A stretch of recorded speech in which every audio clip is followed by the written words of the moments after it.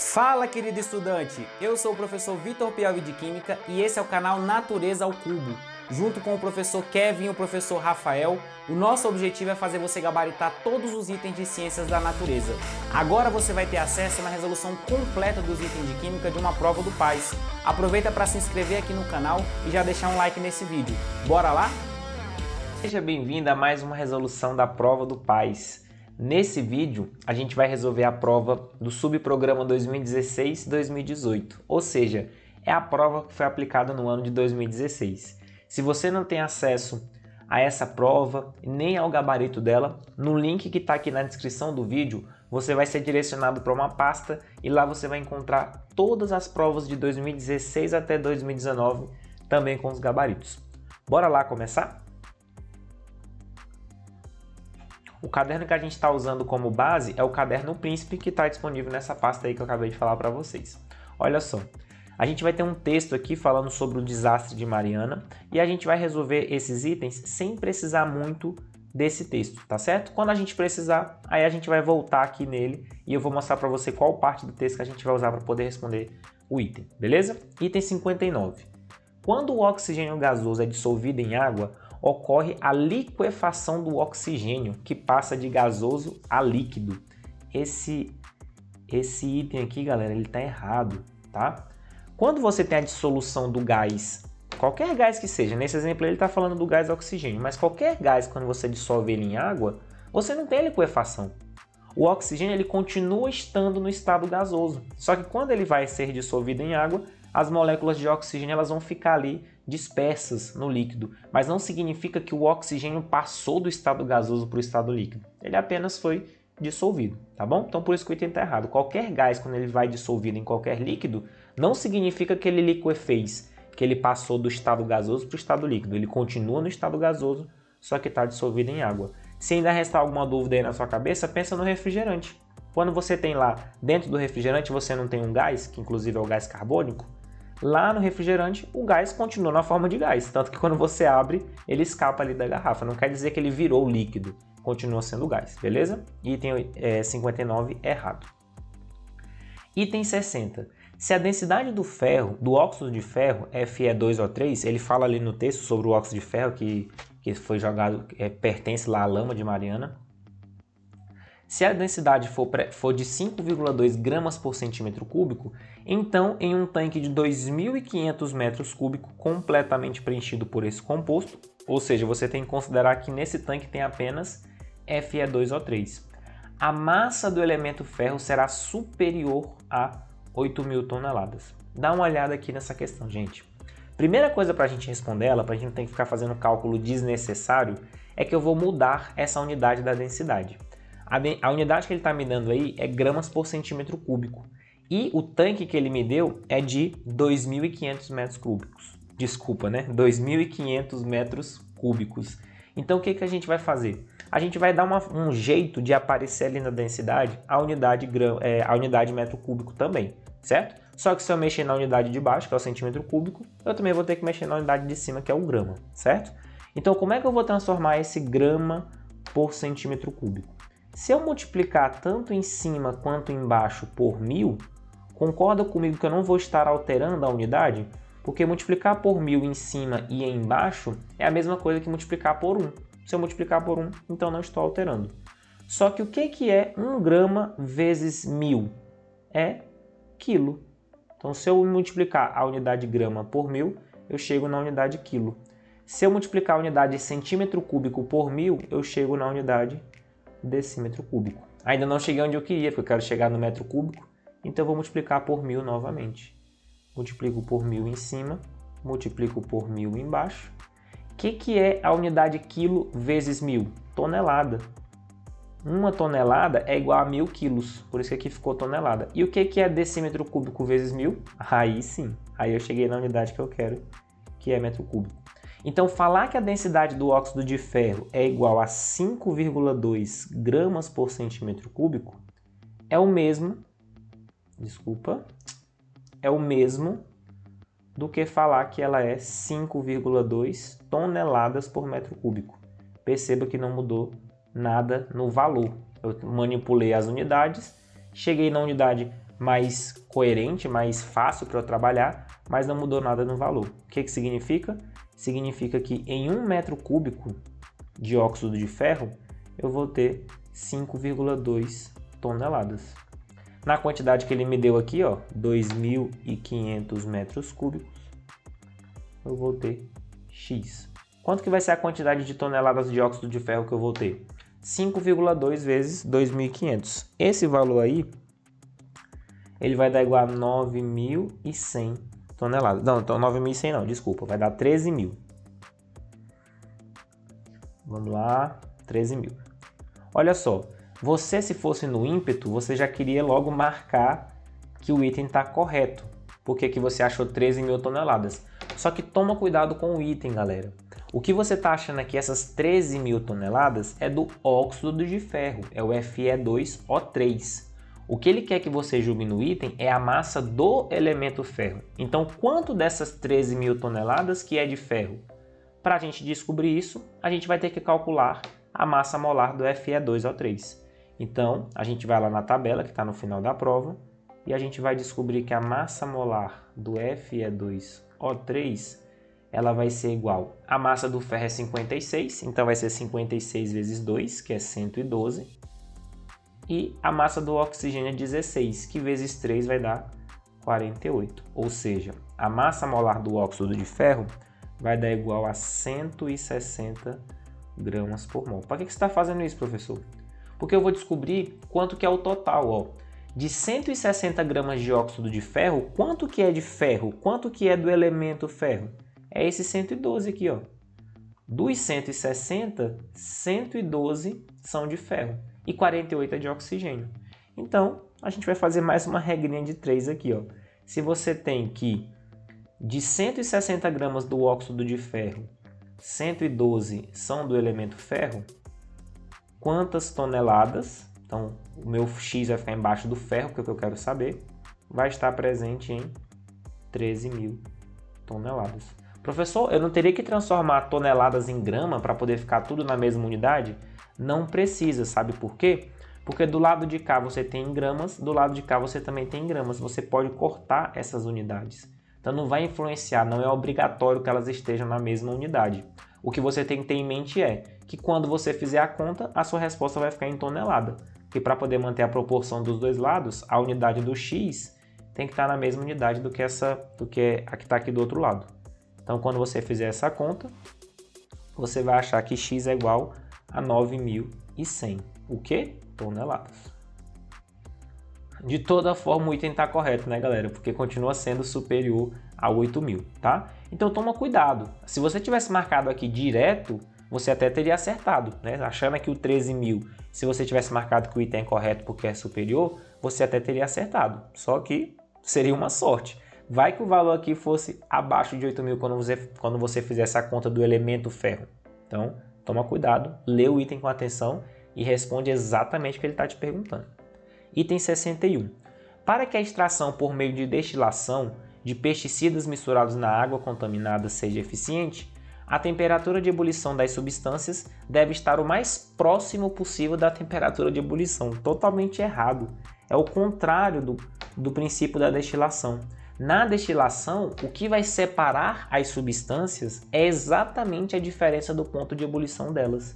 Então, quanto mais distante for o ponto de ebulição das substâncias, mais efetiva, melhor vai ser a destilação. Mais fácil vai ser essa separação de substâncias. Então, quando ele fala que vai ser mais eficiente quanto mais próximo estiver o ponto de ebulição, é errado. Quanto mais distante estiver o ponto de ebulição, mais eficiente vai ser a destilação. E o mesmo vale para o outro processo de mistura chamado de evaporação, que é parecido com a destilação, mas tem suas diferenças. Então, quanto mais distante o ponto de ebulição, mais eficiente, item errado. 64. Após passar por processo de filtração e fervura, a água do rio que não tem mais utilidade nenhuma, é o que ele fala aí na linha 15 do texto, se tornaria potável e, portanto, adequada para o consumo humano. Antes de eu ir para a resolução desse item, eu vou te chamar a atenção aqui numa coisa. Repetidas vezes, a gente está resolvendo aqui a 4ª prova dessa semana, e repetidas vezes ele está tentando te confundir com isso. Falar que a água pura ou mesmo a água potável, como ele trouxe aqui, ele tenta te confundir com esses termos, água pura, água potável. Quimicamente falando, a água pura é aquela água que não tem nada misturado nela. É diferente de água potável. A água que a gente bebe, que a gente chama de água potável, que sai da torneira, que sai do filtro, ela não é água pura quando a gente está falando quimicamente. Então toma cuidado para ele não te confundir, certo? Então se você for lá no texto e ler o que tem nessa água, que ele está falando que vai ser uma simples filtração que vai deixar ela potável, filtração e fervura, né, que ele coloca aqui. Ele vai falar o seguinte, ó, linha 15, vou começar aqui da 10. Uma análise laboratorial encomendada após o desastre encontrou na água do rio partículas de metais pesados como chumbo, alumínio, ferro, bário, cobre, boro e mercúrio. Ou seja, essa água aqui, que ele está falando que não tem mais utilidade nenhuma, não vai adiantar só fazer uma filtração e uma fervura. Porque olha o tanto de metal pesado que está dissolvido nessa água. Então, mesmo que você filtre, mesmo que você ferva, essa água ela não vai se tornar potável nunca, certo? Então, para você conseguir recuperar essa água, você vai ter que fazer uma série de reações químicas para poder tirar de lá esses metais pesados. Então, não é simplesmente uma filtração e uma fervura que vai fazer isso. Por isso que o item 64 ele está errado. Tranquilo? Bora para frente. 78. Na respiração, a glicose, deu a fórmula da glicose, reage com o O2 para formar CO2 e água. Outra coisa que eu estou chamando a sua atenção durante todas as resoluções. Sempre ele dá um jeito de encaixar respiração, fotossíntese, e nesse caso aqui ele trouxe fermentação, mas respiração e fotossíntese, sempre ele dá um jeito de encaixar na prova. Então fica atento com essa reação. A glicose reage com o O2 para formar CO2 e água. Na fermentação, a glicose é transformada em CO2 e etanol. Na respiração e na fermentação, ambos processos exotérmicos estão envolvidas respectivamente 2.800 kJ e 72 kJ por mol consumido de glicose. Então o que ele está dando aqui é a quantidade de energia para cada mol de glicose. O que ele vai perguntar para a gente? Dessas informações, infere-se que a quantidade de energia liberada por mol de CO2. Então ele te deu a quantidade por mol de glicose e está te perguntando a quantidade por mol de CO2. Então para isso você vai ter que armar as duas reações de combustão para saber quanto... Combustão não, desculpa. Combustão é só a glicose, né? Que reage com O2. A outra reação é a fermentação. Então você vai ter que montar essas duas reações para você poder balancear e saber quanto de CO2 é formado para cada mol de glicose. Então ele falou o seguinte, ó, ele falou que a respiração é a glicose C6H12O6 reagindo com o O2 e gerando CO2 e água. E ele falou que a fermentação é a mesma glicose C6H12O6 formando CO2 e etanol C2H5OH. Para facilitar a nossa visão, para o nosso balanceamento, eu vou escrever o etanol assim, ó, C2H6O, tá bom? Quem gosta de escrever muito assim é quando a gente estuda lá na orgânica, mas aqui para facilitar a nossa vida eu vou agrupar os átomos iguais, C2H6O. Quando você for balancear essa equação, essa daqui da respiração a gente já está careca de saber. É 1 mol de glicose para 6 mol de O2 para 6 mol de CO2 e 6 mol de água. Se você for olhar, vai estar todo mundo balanceado. Carbono tem 6 de um lado e 6 do outro. Hidrogênio tem 12 de um lado e 12 do outro, ó, 6 vezes 2. E o oxigênio tem 18 de um lado, 1 vezes 6, 6, mais 6 vezes 2, 12, vai dar 18. E 18 do outro, 6 vezes 2, 12, com mais 6 vezes 1, 6, 18, tá bom? Essa daqui é que a gente ainda não fez, né? Então, qual que vai ser os coeficientes? Bom, normalmente a gente começaria pelo carbono, por causa da regra do macho. Por que eu não vou começar esse balanceamento pelo carbono? Porque ele está aparecendo duas vezes no lado dos produtos. Ele aparece em duas substâncias diferentes. O único que só aparece uma vez de cada lado é o hidrogênio, porque o oxigênio também aparece duas vezes. Então, aquela regra do macho, ela parte do princípio que, normalmente, o oxigênio é o único que aparece mais de uma vez do mesmo lado da reação, por isso que a gente deixa ele por último. Mas nesse caso aqui, eu vou começar pelo hidrogênio, porque ele é o único que não se repete nos dois lados, né? Então do lado de cá eu tenho 12 hidrogênios, para poder balancear eu vou colocar aqui um 2, porque quando eu fizer 2 vezes 6 vai dar 12 hidrogênios e aí vai estar balanceado. Agora eu vou para o carbono, tá bom? Então olha só, quantos carbonos eu tenho do lado aqui dos reagentes? 6. Quanto que eu tenho do lado dos produtos? Bom, eu já tenho 4, porque com esse 2 aqui, ó, 2 vezes 2 dá 4. Então, para poder fechar os 6, esse coeficiente aqui também tem que ser 2. Porque quando eu fizer 2 vezes 1, vai dar 2. Com esses 4 aqui vai dar 6. Vamos ver se o oxigênio ficou balanceado? Ó, 1 vezes 6, 6 oxigênio do lado dos reagentes. Quanto que tem do lado dos produtos? 2 vezes 2, 4, mais 2 vezes 1, 2, 6. Então, balanceou, tá bom? Então, com isso eu descobri o quê? Eu descobri que para cada mol de glicose na respiração, são gerados 6 mol de CO2. E na fermentação, para cada mol de glicose, são gerados 2 mol de CO2. E agora, como é que eu vou saber a quantidade por mol de CO2 liberado? Bom, então na respiração, qual que vai ser a quantidade de quilojoules liberadas por mol de CO2? Bom, ele falou que são 2.800 kJ para mol de glicose. Só que CO2 são 6 mols. Então, vou ter que saber quanto que vai dar isso pro 6 mol. Quando eu faço essa conta, eu vou achar 466,6666 kJ por mol. Por mol de quem? De CO2, não é por mol de glicose, tá?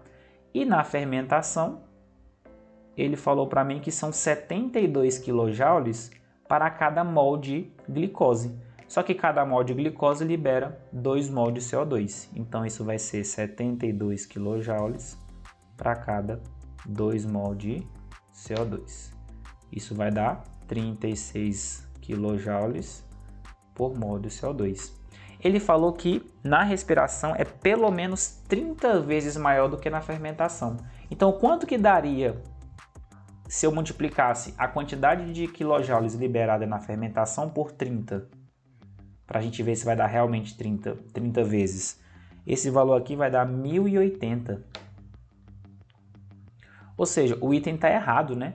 Porque na queima da glicose vai liberar 466 quilojoules por mol. Para ser 30 vezes, teria que dar 1080, né? Então é menos do que a metade do que ele falou, então é menos do que 15 vezes. Então tá errado, não é pelo menos 30 vezes maior nunca. 78 tá errado. A gente tem o item 100, que é um item do tipo D, mantendo o que eu venho falando para vocês nos últimos vídeos. Sempre cai um item do tipo D na prova do PAIS 1 e esse item sempre é de química. Vamos ver se vai manter esse padrão aí na próxima prova que você vai fazer. Ele vai falar o seguinte: escreva a reação química balanceada para a formação de 2 mols de N2. Classifique essa reação como endotérmica ou exotérmica. Aqui no texto, ele vai falar para você que a energia proveniente de relâmpagos proporciona a formação do gás dióxido de nitrogênio a partir dos gases oxigênio e nitrogênio. Então ele já te dá os reagentes dessa reação. Então como é que ficaria essa reação? Ficaria o gás nitrogênio, que é o N2, mais o gás oxigênio, que é o O2, gerando NO2. Só que cuidado, ele quer que você faça a balanceada para 2 mol de N2. Então aqui eu quero que sejam 2 mols. Como aqui eu tenho 2 nitrogênios, então do lado de cá basta eu colocar 1. Porque aí 1 vezes 2 vai ficar 2, 2 vezes 1 vai ficar 2. O nitrogênio está balanceado. E para balancear o oxigênio, o que eu preciso? Do lado dos produtos eu tenho 2 vezes 2, 4 oxigênios. Para balancear, basta que eu coloque um 2 aqui. Então essa daqui é a equação balanceada para a formação de 2 mols de N2. E ainda ele quer que você classifique ela como endotérmica ou exotérmica. Como é que você sabe disso? O gráfico aqui de energia.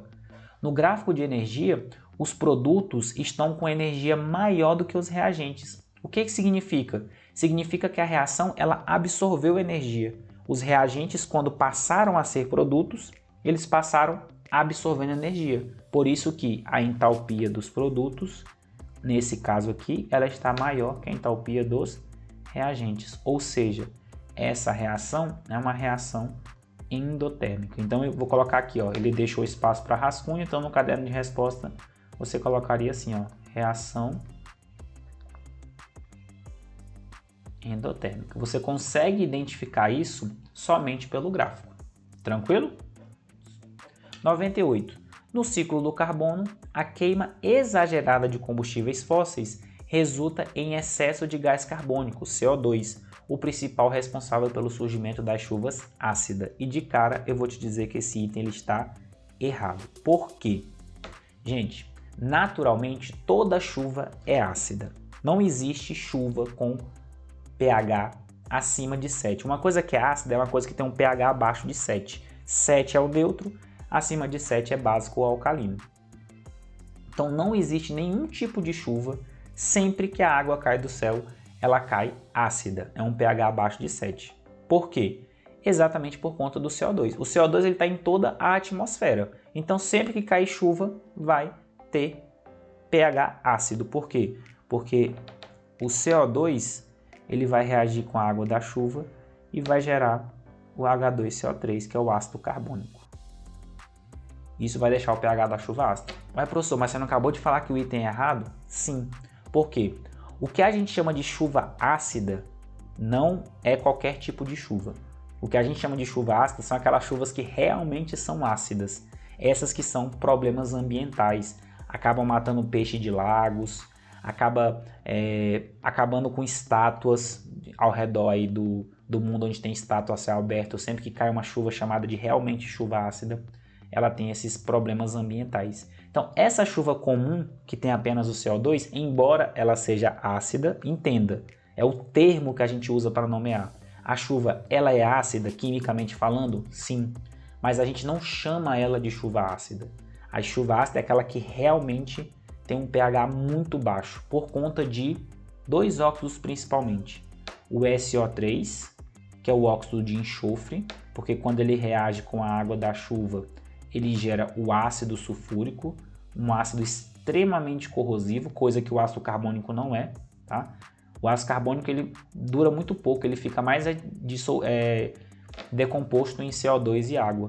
Então, os principais são o SO3 e o N2O5, que é um óxido de nitrogênio. Quando ele reage com a água, ele gera o ácido nítrico, que também é extremamente corrosivo. Onde que você encontra isso aqui? Combustíveis fósseis. Então, além de ter a liberação de CO2 na atmosfera, intensificando o efeito estufa, os combustíveis fósseis eles também liberam óxidos de enxofre e de nitrogênio. Esses sim é que são os responsáveis pelo que a gente chama de chuva ácida. Tranquilo? Com isso a gente encerra a resolução dessa prova. Eu espero que você tenha gostado dessa resolução, espero que você tenha aproveitado essa série que a gente preparou para vocês durante essa semana das 4 últimas provas do PAIS. Se você chegou até aqui e ainda não está inscrito no canal, não deixa de se inscrever no canal para você poder acompanhar as novidades que está vindo por aí.